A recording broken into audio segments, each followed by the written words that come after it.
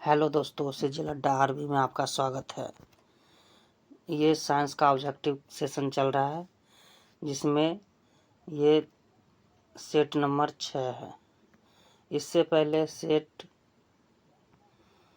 5 तक हो चुका है। यदि आप नहीं देखे हैं तो वो जो है प्लेलिस्ट में जाकर आप देख सकते हैं। और ये सेट नंबर 6 है। और यदि आप मेरे चैनल को सब्सक्राइब नहीं किए हैं तो इसे सब्सक्राइब कर लें। चलिए देखते हैं क्वेश्चन नंबर 1। लिटमस विलयन किससे निष्कासित किया जाता है? डैश से निष्कासित किया जाता है। तो ऑप्शन 1 है हाइड्रेजिया, दूसरा है जिरेनियम, तीसरा है पेटूनिया और डी नंबर है लाइकेन। इसका राइट आंसर क्या होगा? आप अपने नोटबुक में लिख कर मिलाइए कितना नंबर आया और उसके बाद कमेंट बॉक्स में ज़रूर लिखिएगा। चलिए, इसका राइट आंसर है लाइकेन। लिटमस पेपर जो होता है, लिटमस विलयन लाइकेन से प्राप्त किया जाता है। चलिए क्वेश्चन नंबर 2। डैश धातु पृथ्वी पर सबसे प्रचुर मात्रा में पाया जाता है। पृथ्वी पर प्रचुर मात्रा में पाया जाने वाला धातु अगर होगा तो क्या होगा? ऑप्शन ए है तांबा, दूसरा जास्ता, तीसरा लेड और चौथा एल्युमिनियम। तो इसका राइट आंसर होगा एल्युमिनियम। पृथ्वी पर सबसे अधिक मात्रा में पाया जाने वाला धातु अगर रहेगा धातु तो होगा एल्युमिनियम, क्योंकि पृथ्वी का जो ऊपरी परत क्रस्ट है वो किस चीज़ से मिलकर बना था? तो सियाल से। सिलिकॉन और एल्युमिनियम, इसे कहते हैं सियाल। सिलिकॉन और एल्युमिनियम। चलिए अगला क्वेश्चन देखते हैं, क्वेश्चन नंबर 3। क्वेश्चन नंबर 3 है कि निम्नलिखित में से कौन सा मानव में पुरुष प्रजनन प्रणाली का हिस्सा नहीं है? तो इसमें जो है ऑप्शन देखिए, अंडकोश है, वृषण है, शुक्रवाहिका है और अंडाशय है या ओवरी है। इसका राइट आंसर क्या होगा? तो इसमें है पुरुष प्रजनन अंग कौन सा है? तो पुरुष प्रजनन अंग कौन सा है? तो अंडकोश पुरुष प्रजनन अंग नहीं है। तो अंडकोश ये पुरुष है, ये तो होगा नहीं। वृषण ये भी पुरुष है तो ये भी नहीं होगा। और शुक्रवाहिका ये भी पुरुष प्रजनन है तो ये भी नहीं होगा। ये अंडाशय या ओवरी जो है ये मादा प्रजनन है, इसलिए इसका राइट आंसर डी होगा। चलिए क्वेश्चन नंबर 4। आधुनिक आवर्त सारणी के 6ठे आवर्त में तत्वों की संख्या क्या है? तो आधुनिक आवर्त सारणी में तत्वों की संख्या 6ठे आवर्त में कितने तत्व होते हैं? तो होते हैं, इसका बताइए। ऑप्शन है 33 है, ऑप्शन है 18 है, 32 है और 8 है। तो इसका राइट आंसर होगा सी यानी 32। अब इसके बारे में अधिक जानकारी के लिए आवर्त सारणी का 6ठे आवर्त में अगर 32 है तो इसको याद करने का एक तरीका है कि इसका होता है 2, 8, 8, 18, 18, 32, 32। तो पहला आवर्त में टोटल 7 आवर्त होता है, तो पहला आवर्त में 2 होता है, दूसरा आवर्त में 8 होता है, तीसरा आवर्त में 8 होता है, चौथा आवर्त में 18 होता है, पांचवा आवर्त में 18 होता है, छठा आवर्त में 32 होता है, सातवां आवर्त में 32 होता है। 32 तत्व, इसलिए आप याद कर लें 2, 8, 8, 18, 18, 32, 32। इससे आपको पता चल जाएगा कि किस आवर्त में कितना तत्व है। चलिए अगला क्वेश्चन है क्वेश्चन नंबर 4। आधुनिक आवर्त सारणी में ये तो हो गया, छठे आवर्त में कितने तत्व हैं? तो 32 तत्व है। चलिए अगला क्वेश्चन देखते हैं, क्वेश्चन नंबर 5। क्वेश्चन नंबर 5 है कि कौन सा निम्नलिखित में से कौन सा रासायनिक समीकरण संतुलित है? तो देखिए पहला ऑप्शन है Mg यहाँ 1 है और यहाँ Mg 1 है, सही है। यहाँ O2 यानी ऑक्सीजन 2 है, यहाँ ऑक्सीजन 1 है, इसलिए ये गलत हो गया। चलिए अगला H2, यहाँ हाइड्रोजन 2 है, यहाँ भी हाइड्रोजन 2 है, सही है। ऑक्सीजन 2 है तो ऑक्सीजन यहाँ 1 है, ये भी गलत हो गया। चलिए सोडियम 1 है, यहाँ सोडियम 1 है, सही है। हाइड्रोजन 2 है, यहाँ हाइड्रोजन 1 और 2 3 है, इसलिए भी गलत हो गया। यहाँ Mg मैग्नीशियम 2 है, यहाँ मैग्नीशियम 2 है, ऑक्सीजन 2 है तो यहाँ भी 2 है, इसलिए राइट आंसर इसका क्या होगा? 5 का राइट आंसर डी होगा।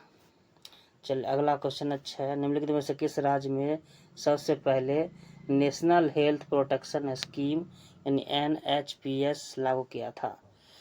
तो इसका ऑप्शन ए है गोवा, बी है पश्चिम बंगाल, सी है केरल और डी है हरियाणा।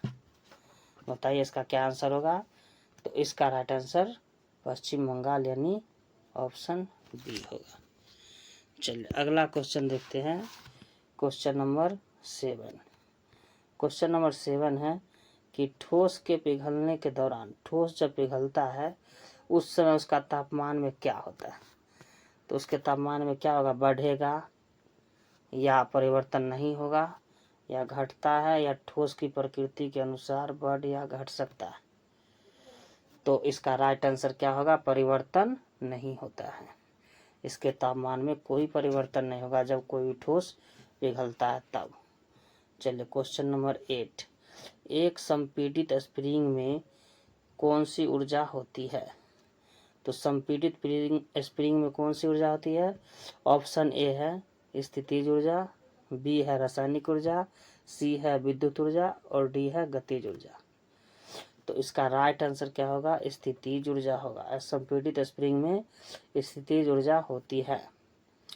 चलिए क्वेश्चन नंबर 9।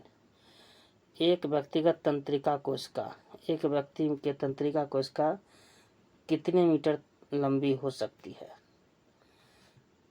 ऑप्शन ए है 80, बी है 50 सेंटीमीटर, सी है 100 सेंटीमीटर और डी है 10 सेंटीमीटर। तो इसका राइट आंसर क्या होगा? 9 का right answer 100 centimetre, option C सही होगा। चलिए अगला क्वेश्चन देखते हैं। Question number 10। क्वेश्चन नंबर 10 है निम्नलिखित में से किसकी विद्युत प्रतिरोधकता सबसे कम होती है? ऑप्शन ए है सिल्वर, बी है निक्रोम, सी है निकेल, डी है एल्युमिनियम। तो इसका राइट आंसर क्या होगा? सिल्वर होगा। किसकी विद्युत प्रतिरोधकता सबसे कम होती है? तो सिल्वर की होती है।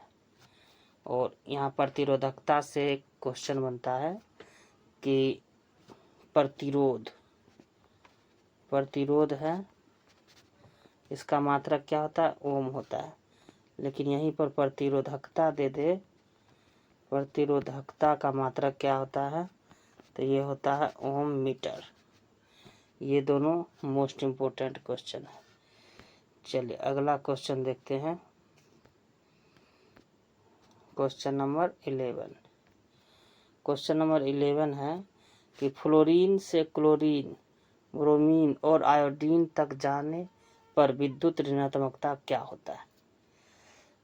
ऑप्शन ए बढ़ता है, बी है स्थिर रहता है, सी है कम हो जाता है और डी है पहले घटता है फिर बढ़ता है। इसका राइट आंसर क्या होगा? तो जब भी फ्लोरीन से क्लोरीन, ब्रोमीन फिर आयोडीन तक जाने पर विद्युत ऋणात्मकता क्या हो जाएगा? कम जाएगा। इसका राइट आंसर सी होगा। चलिए क्वेश्चन नंबर 12। नेत्र में प्रवेश करने पर प्रकाश की मात्रा को किसके द्वारा नियंत्रित किया जाता है? प्रकाश की मात्रा को कौन नियंत्रित करता है? ऑप्शन ए है रेटिना, बी है पुतली, सी है कॉर्निया और डी है श्वेत पटल। तो इसका राइट आंसर क्या होगा? पुतली होगा। चलिए अगला क्वेश्चन है क्वेश्चन नंबर 13। त्वरण का ऐसा मात्रक क्या होता है?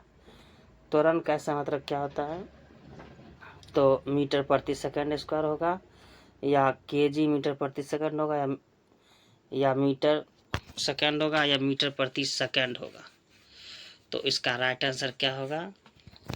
इसका राइट आंसर त्वरण का होता है मीटर प्रति सेकेंड स्क्वायर।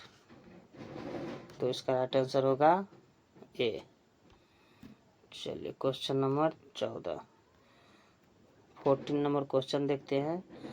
क्वेश्चन नंबर 14 है कि पदार्थ के कणों के बीच आकर्षण बल डैश में अधिकतम होती है। पदार्थ के कणों के बीच आकर्षण बल किस में अधिक होती है? ऑप्शन ए है तांबे की छड़ में, बी है अल्कोहल में, सी है वायु में और डी है जल में। तो सबसे ज्यादा आकर्षण जो होता है ठोस में होता है, ठोस में सबसे अधिक होता है। उसके बाद ये हो गया ठोस में सबसे ज्यादा होता है, उसके बाद होता है द्रव में, उसके बाद गैस में, यानी गैस में सबसे कम आकर्षण बल होता है। तो यहाँ पर देखते हैं ऑप्शन के अनुसार कि तांबे की छड़, अल्कोहल, वायु और जल। अल्कोहल द्रव है, वायु गैस है और जल द्रव है। तो इससे ज़्यादा तो तांबे की छड़ में होगा क्योंकि यहाँ पे ठोस ज़्यादा है, इसलिए पदार्थ के बीच के कणों के बीच आकर्षण बल जो होगा तांबे की छड़ में अधिक होगा। चलिए क्वेश्चन नंबर 15 डैश वर्ग के प्राणियों का रक्त गर्म होता है। तो सरीसृप होगा या उभयचर होगा या पक्षी होगा या मत्स्य होगा। तो जो भी उड़ने वाला पक्षी है उसका वो होता है गर्म रक्त वाला, तो इसलिए इसका राइट आंसर पक्षी होगा। चलिए क्वेश्चन नंबर 16 जंग का रासायनिक सूत्र क्या है?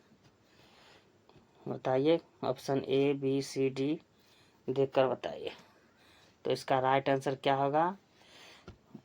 इसका राइट आंसर जो होगा वो होगा Fe2O3 into XH2O। Right answer इसका होगा डी। चलिए अगला क्वेश्चन देखते हैं। Question number 17। इससे पहले यदि आप इस चैनल को सब्सक्राइब नहीं किए हैं CGL अड्डा आरबी को, तो इसे सब्सक्राइब कर लें। क्वेश्चन नंबर 17 निष्क्रिय लिटमस विलयन का रंग कैसा होता है? निष्क्रिय लिटमस विलयन का रंग कैसा होता है? तो ये होता है जामुनी कलर का।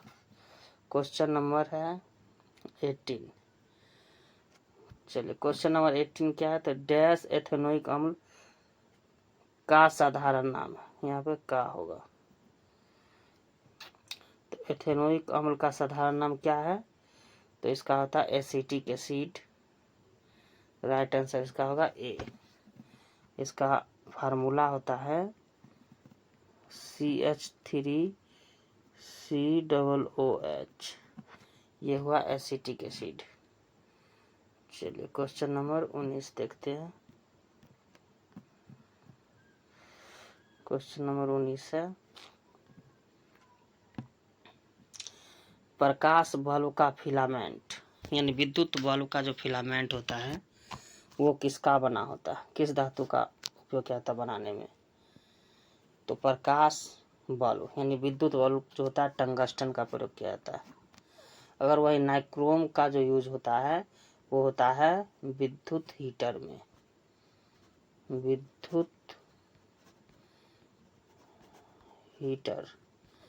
विद्युत हीटर में नाइक्रोम का तार लगता है और प्रकाश बल्ब में यानी विद्युत बल्ब में टंगस्टन का लगता है। तो इसका 19 का राइट आंसर डी होगा।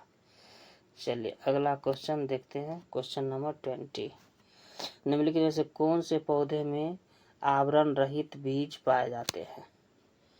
तो आवरण रहित बीज किस में पाए जाते हैं? तो देवदार के पौधा में। चलिए क्वेश्चन नंबर 21 देखते हैं। क्वेश्चन नंबर 21 है मानव पाचन तंत्र में डैश से पित्त रस स्रावित होता है, यानी पित्त कहाँ बनता है? अग्नाशय में या छोटी आंत में या उदर में या यकृत में? तो पित्त बनता है यकृत में। और जमा कहाँ होता है? तो पित्ताशय में। उसी प्रकार RBC जो होता है वो कहाँ बनता है? तो अस्थि मज्जा में। लेकिन उसका जो है जमा कहाँ होता है, तो स्प्लीन यानी प्लीहा में, इसलिए आरबीसी को, स्प्लीन को आरबीसी का कब्र कहा जाता है। चलिए क्वेश्चन नंबर 22, गैल्वेनोमीटर का उपयोग किस लिए किया जाता है। तो गैल्वेनोमीटर का उपयोग किया जाता है धारा की दिशा पता लगाने में। ऑप्शन ए है धारा की दिशा पता लगाने में, बी है चुंबकीय प्रेरण की दिशा का पता लगाने में, सी है प्रकाश की दिशा का पता लगाने में, और डी है ध्वनि की दिशा को पता लगाने में। तो इसका राइट आंसर होगा ए, धारा की दिशा को पता लगाने में इसका प्रयोग किया जाता है गैल्वेनोमीटर। क्वेश्चन नंबर 23, डैश एक शुद्ध पदार्थ है। शुद्ध पदार्थ कौन सा है। तो शुद्ध पदार्थ चीनी का घोल होगा, या दूध होगा, या वायु होगा, या मीथेन होगा। तो इसका राइट आंसर डी होगा, मीथेन। दूध जो है मिश्रण है, चीनी का घोल भी मिश्रण है, और वायु भी मिश्रण है, लेकिन मीथेन जो है यह एक शुद्ध पदार्थ है। चलिए अगला क्वेश्चन नंबर 24, डैश आनुवंशिक गुणों के वाहक है। डीएनए होगा, या आरएनए होगा, या बीजाणु होगा, या परागकण होगा।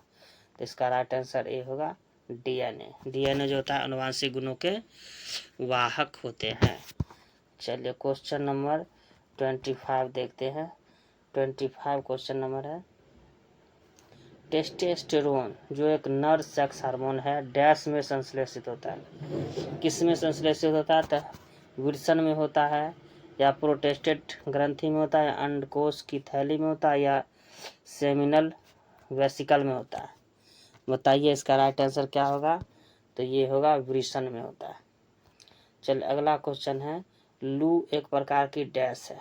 लू क्या है एक प्रकार का, शीत लहर है, या सुनामी है, या उष्म लहर है, या चक्रवात है। तो इसका राइट आंसर होगा उष्म लहर है, यानी ये है गर्म हवा, गर्म हवा।